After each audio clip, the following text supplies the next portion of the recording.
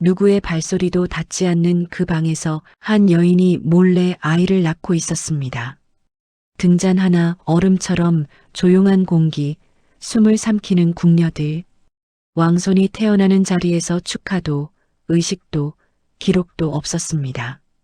그 아이가 누구의 자식인지 모두가 알고 있었지만 아무도 입에 올리지 못했습니다. 그녀의 이름이 불리는 순간 궁 전체가 흔들릴 것이었기 때문입니다. 그날의 출산은 철저히 숨겨졌고 그녀는 그 뒤로 역사에서 완전히 사라졌습니다. 아무도 존재조차 말하지 않던 여인이 어떻게 왕조의 뿌리가 되었을까요? 궁이 그렇게까지 숨기려 했던 이유는 무엇이었을까요? 그리고 그 여인이 남긴 아이는 어떻게 왕위로 이어지는 마지막 혈통이 되었을까요? 지금부터 조선이 끝까지 숨기려 했던 한 사람의 비밀을 열어보겠습니다. 본 영상이 흥미롭다면 구독과 좋아요 잊지 말아주세요. 어둠 속에서 한 여인이 아이를 낳았습니다. 그녀의 이름은 숙빈 임씨. 왕실은 그녀를 사랑했지만 왕실은 그녀를 받아들일 수 없었습니다. 가문이 약했고 뒷배가 없었고 있는 것은 오직 마음뿐이었습니다. 숙빈 임씨는 평범한 궁녀 출신이었습니다. 그녀가 궁에 들어온 것은 어린 나이였습니다. 조선시대 궁녀들은 대부분 8세에서 10세 사이에 궁에 들어와 평생을 그곳에서 보냈습니다. 임씨도 그런 궁녀 중 한 명이었습니다.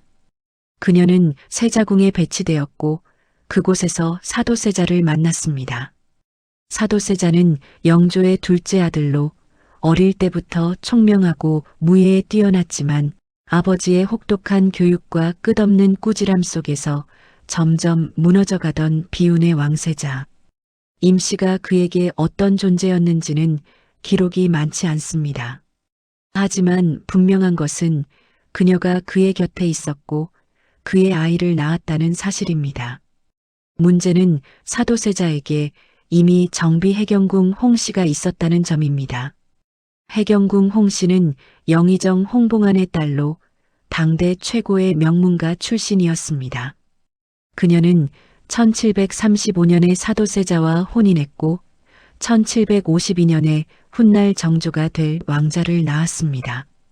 왕실에서 해경궁 홍씨의 위치는 확고했습니다. 그런 상황에서 궁녀 출신 후궁이 아이를 낳는다는 것은 매우 민감한 문제였습니다. 그녀가 세자를 사랑한 순간 궁궐의 권력 균형은 흔들렸습니다. 당시 궁은 극도로 복잡한 정치 구도 속에 있었습니다. 영조는 아들 사도세자를 불신했고 사도세자는 아버지의 압박에 점점 무너져갔습니다. 그 사이에서 해경궁 홍씨의 친정인 홍씨 가문은 막강한 영향력을 행사했습니다. 만약 임씨가 아들을 낳는다면 그것은 홍씨 가문의 권력에 균열을 일으킬 수 있었습니다. 더구나 사도세자는 이미 정신적으로 불안정한 상태였습니다. 해경궁 홍씨가 남긴 회고록 한중록에는 사도세자의 기이한 행동들이 기록되어 있습니다. 의대증이라 불리는 옷에 대한 강박증, 갑작스러운 분노, 궁녀들에 대한 폭력. 영조는 이런 아들을 두려워했고 신하들도 사도세자를 경계했습니다. 이런 상황에서 사도세자의 후궁이 아이를 낳는다는 것은 정치적 폭탄이었습니다. 그래서 궁은 결정을 내렸습니다. 이 출산은 조용히 처리한다. 아이가 태어나도 크게 알리지 않는다. 왕손으로 인정하지만 드러내지 않는다. 궁은 그녀를 밀어냈고 사랑은 죄가 되었고 출산은 왕가의 수치가 되어 숨겨졌습니다. 임씨는 출산 후 궁의 깊은 곳으로 보내졌습니다. 그녀는 아이를 품에 안았지만 그 아이를 제대로 키울 수 없었습니다. 왕손은 태어났지만 왕손 대우를 받지 못했습니다. 산실청도 차려지지 않았고 돌잔치도 없었고 왕실 족보에도 제대로 기록되지 않았습니다. 그리고 10년 뒤 1762년 조선 역사상 가장 비극적인 사건이 벌어졌습니다. 영조는 아들 사도세자를 뒤주에 가두었습니다. 세자는 더 이상 내 아들이 아니다. 스스로 죄를 깨닫고 자결하라. 하지만 사도세자는 자결하지 않았습니다. 영조는 그를 뒤주에 가둔 채 8일을 기다렸습니다. 뜨거운 여름, 좁은 뒤주 속에서 사도세자는 서서히 죽어갔습니다. 그의 나이 28세였습니다. 사도세자가 죽자 그와 관련된 모든 것이 위험해졌습니다. 그의 후궁들, 그의 측근들, 그의 자식들, 임시도 예외가 아니었습니다. 그러나 그녀의 첫눈물과 함께 태어난 아이는 왕통의 운명을 바꾸는 열쇠가 됩니다. 장남이었지만 인정받지 못한 아이 은원군. 세자의 피를 가졌지만 궁은 그를 철저히 배제했습니다. 은원군은 정확히 언제 태어났는지조차 명확하지 않습니다. 사도세자와 숙빈 임씨 사이에서 태어난 첫째 아들. 해경궁 홍씨가 낳은 정조보다 형이었을 가능성이 높습니다. 하지만 그는 왕실에서 철저히 무시당했습니다. 왕손이지만 왕손 대우를 받지 못했고 세자의 아들이지만 세손이 될 수 없었습니다. 그는 늘 벽돌처럼 조용히 살았습니다. 세상에 드러나지 않기 위해 세상이 그를 원하지 않았기 때문입니다. 은원군은 궁 밖에서 살았습니다. 왕실에서 최소한의 생활비는 지원했지만 그것뿐이었습니다. 그는 종친 행사에도 참석하지 못했고 왕실 족보에서도 소외되었습니다. 1762년 은원군은 아버지 사도세자가 뒤주에 갇혀 죽는 것을 멀리서 지켜봐야 했습니다. 아버지를 구하지 못했고 울지도 못했고 슬퍼하는 것조차 조심해야 했습니다. 사도세자가 역적으로 죽었기 때문에 그의 아들이라는 것 자체가 위험했습니다. 은원군은 더욱 조용히 살았습니다. 그는 결혼을 했고 자식을 낳았습니다. 하지만 그의 자식들도 왕실에서 제대로 인정받지 못했습니다. 은원군의 아들 중 하나가 훗날 강화도로 유배되어 살게 되는데 그 아들의 아들이 바로 철종입니다. 하지만 당시에는 아무도 그 혈통이 왕위로 이어질 거라고 상상하지 못했습니다. 은원군은 그렇게 조용히 눈에 띄지 않게 역사의 그림자 속에서 살았습니다. 하지만 한 사람은 그를 기억했습니다. 사도세자의 아들 정조. 1776년 3월 5일 영조가 83세로 승하했습니다. 그리고 정조가 왕위에 올랐습니다. 즉위 첫날 정조는 이렇게 말합니다. 나는 사도세자의 아들이다.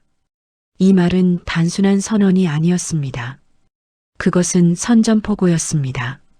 아버지를 죽음으로 몰아넣은 세력에게, 가족을 빼앗은 궁궐에게, 은원군에게 가해졌던 침묵과 멸시에 대한 복수였습니다. 정조는 즉위 직후부터 아버지 사도세자의 명예를 회복하기 시작했습니다. 사도세자의 묘를 수원 화성으로 옮기고 현룡원이라 이름 지었습니다. 현룡원지를 편찬하여 아버지를 기렸습니다. 그리고 처음으로 은원군을 예우했습니다. 정조는 은원군을 궁으로 불러들여 종친의 예로 대했습니다. 은원군은 처음으로 왕실 행사에 참석할 수 있었고 정식으로 왕족 대우를 받았습니다. 이친 일가가 처음 역사의 빛을 본 순간이었습니다. 하지만 정조의 시대는 너무 짧았습니다. 1800년 6월 28일 정조는 갑자기 승하했습니다. 그의 나이 49세, 재위 24년이었습니다. 정조의 죽음과 함께 은원군의 짧은 영광도 끝났습니다. 정조와 순조 시대를 지나며 왕위는 점점 좁아졌습니다. 후사가 없는 왕, 어린 나이에 죽은 왕손, 정치적 희생이 된 종친. 정조 이후 조선 왕실은 심각한 혈통 위기를 맞이했습니다. 순조는 정조의 둘째 아들로 1800년에 즉위했지만 불과 11세의 어린 나이였습니다. 순조는 효명세자를 낳았지만 효명세자는 왕위에 오르기 전 22세의 젊은 나이로 세상을 떠났습니다. 효명세자의 아들 헌종이 즉위했지만 헌종은 자식을 남기지 못하고 1849년 23세의 나이로 승하했습니다. 헌종 이후 왕실은 큰 혼란에 빠졌습니다. 후계자가 없었기 때문입니다. 순조의 다른 아들들은 이미 세상을 떠났고 살아있는 왕족 중에는 마땅한 후보가 없었습니다. 왕실과 신하들은 족보를 뒤지기 시작했습니다. 궁궐이 두려워하던 말이 현실이 되기 시작했습니다. 왕통이 끊어질지 모른다. 그리고 어느 날 왕실은 족보를 다시 펼치며 충격을 맞습니다. 왕통의 가지가 거슬러 올라가 단 한 줄, 단 한 피, 단 한 계보만 남아 있었습니다. 바로 숙빈 임씨의 혈통, 궁이 외면한 혈통이 조선 왕조를 이어야만 했습니다. 족보를 보던 대신들은 경악했습니다. 이것이 유일한 혈통입니까? 사도세자의 후궁, 숙빈 임씨의 후손들밖에 없습니다. 그들은 지금 어디에 있습니까? 은원군의 손자가 강화도에 유배되어 살고 있다 합니다. 정조가 은원군을 예우한 지 불과 50년도 채 안 되어 그의 후손들은 다시 변방으로 밀려나 있었습니다. 은원군의 아들 정계대원군은 영모에 연루되어 처형되었고 그의 아들들은 강화도로 유배되었습니다. 그중 한 명이 이광 훗날의 철종 아버지입니다. 1849년 6월 헌종 승하 직후 왕실은 급히 강화도로 사람을 보냈습니다. 정계대원군의 손자를 찾아라. 그가 왕통을 이어야 한다. 강화도는 조선 왕실에서 정치범들을 유배 보내던 곳이었습니다. 바람이 거세고 땅이 척박하고 세상과 단절된 섬. 그곳에서 한 젊은이가 농사를 지으며 살고 있었습니다. 그는 자신이 왕족이라는 사실조차 제대로 알지 못했습니다. 할아버지가 역적으로 죽었고 아버지도 유배 중에 세상을 떠났습니다. 그는 그저 강화도의 가난한 양반 정도로만 여겨졌습니다. 어느 날 궁에서 온 사람들이 그를 찾아왔습니다. 당신은 사도세자의 증손자입니다. 지금 당장 한양으로 가셔야 합니다. 그는 믿을 수 없었습니다. 자신이 왕이 된다고? 강화도, 꽃도 자라지 못하는 거센 바람의 섬. 그곳에서 초라하게 살고 있던 한 남자. 그는 왕이 될 꿈도 왕실의 피를 가졌다는 사실도 모르고 있었습니다. 그런데 어느 날 갑자기 궁으로 호출됩니다. 사람들은 입을 가리며 말했습니다. 저희가 숙빈 임씨의 손자라 한다. 1849년 6월 9일 그는 창덕궁에 도착했습니다. 온 조정의 대신들이 그를 맞이했습니다. 순원왕 후순조의 비는 그를 보며 눈물을 흘렸습니다. 이렇게 먼 곳에서 왕통이 이어지다니. 그리고 다음 순간 비천한 사내에게 왕의 옷이 입혀졌습니다. 그 남자가 왕이 되었습니다. 25대 왕 철종. 왕통은 완전히 끊어지기 직전 극적으로 이어졌습니다. 하지만 철종은 준비되지 않은 왕이었습니다. 그는 평생 강화도에서 농사를 지으며 살았기 때문에 궁중 예법도 정치도 학문도 제대로 배우지 못했습니다. 즉위 초기 그는 신하들 앞에서 어색해했고 왕의 위엄을 제대로 갖추지 못했습니다. 실권은 안동 김씨 세도 가문이 쥐고 있었고 철종은 허수아비 왕에 불과했습니다. 그는 왕이 되었지만 진짜 왕이 될 수는 없었습니다. 하지만 그것이 중요한 것은 아니었습니다.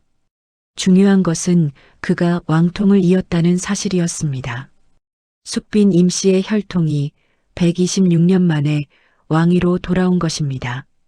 철종은 1849년부터 1863년까지 14년간 재위했습니다. 그는 개혁을 시도했지만 세도 정치의 벽을 넘지 못했습니다. 삼정의 문란이 심화되었고 백성들의 삶은 피폐해졌습니다. 1862년에는 전국적으로 농민 봉기가 일어났습니다. 철종은 무기력했습니다. 그는 왕이었지만 왕다울 수 없었습니다. 1863년 12월 8일 철종은 33세의 나이로 승하했습니다. 그는 아들을 남기지 못했고 왕통은 다시 위기를 맞았습니다. 결국 왕위는 흥선대원군의 아들 고종에게 넘어갔습니다. 하지만 철종의 즉위는 역사적으로 매우 중요한 의미를 가집니다. 그것은 126년 동안 지워졌던 숙빈 임씨의 혈통이 공식적으로 인정받았다는 것을 의미했기 때문입니다. 철종 즉위 후 왕실은 떨리는 손으로 족보에 지우려 했던 이름을 다시 적습니다. 철종의 증조모 숙빈 임씨 126년 만입니다. 축하받지 못했던 출산, 이름조차 부르지 못했던 사랑, 왕실에서 추방당했던 여인. 그녀는 결국 왕조의 뿌리가 되었습니다. 궁이 버린 여자가 궁을 살렸습니다. 왕실은 숙빈 임씨를 공식적으로 복권시켰습니다. 그녀의 묘를 정비하고 제사를 지내고 족보에 정식으로 기록했습니다. 은원군도 추존되었습니다. 그의 아들 정계대원군도 복권되었고 영모의 누명이 벗겨졌습니다. 126년 동안 숨겨졌던 한 가족이 마침내 왕실의 정식 구성원으로 인정받았습니다. 왕실이 그토록 감추려 했던 것이 결국 왕실을 구했습니다. 힘없는 여인의 혈통이 왕조의 마지막 희망이 되었습니다. 이것은 우연이었을까요? 아니면 역사의 아이러니였을까요? 조선 왕실은 혈통을 중시했습니다. 적통과 서출을 엄격히 구분했고 정비와 후궁 사이에 높은 벽을 쌓았습니다. 하지만 결국 왕조를 이어간 것은 그 벽 너머에 있던 사람들이었습니다. 숙빈 임씨는 궁녀 출신이었지만 그녀의 후손이 왕이 되었습니다. 은원군은 평생 무시당했지만 그의 증손자가 왕위에 올랐습니다. 역사는 때로 예상하지 못한 방식으로 흘러갑니다. 지워진 이름이 다시 불려지고 잊혀진 혈통이 왕자로 돌아옵니다. 숙빈 임씨가 가진 것은 하나뿐이었습니다. 권력도 가문도 운도 아니었습니다. 사랑. 사랑 때문에 추방되고 사랑 때문에 잊혔지만 그 사랑이 126년 뒤 왕조를 살렸습니다. 그녀는 아들 은원군을 낳았을 때 이런 미래를 상상했을까요? 자신의 손자의 손자가 왕이 될 거라고 믿었을까요? 아마도 그녀는 그저 아이가 무사히 자라기를 바랐을 것입니다. 세상이 그 아이를 받아들여 주기를 바랐을 것입니다. 하지만 세상은 그들을 받아들이지 않았습니다. 126년 동안. 그런데 역사는 결국 그들을 다시 불러냈습니다. 왕조는 그녀를 지우려 했지만 역사는 이렇게 말합니다. 지워진 이름도 사라지지 않는다. 시청해 주셔서 감사합니다.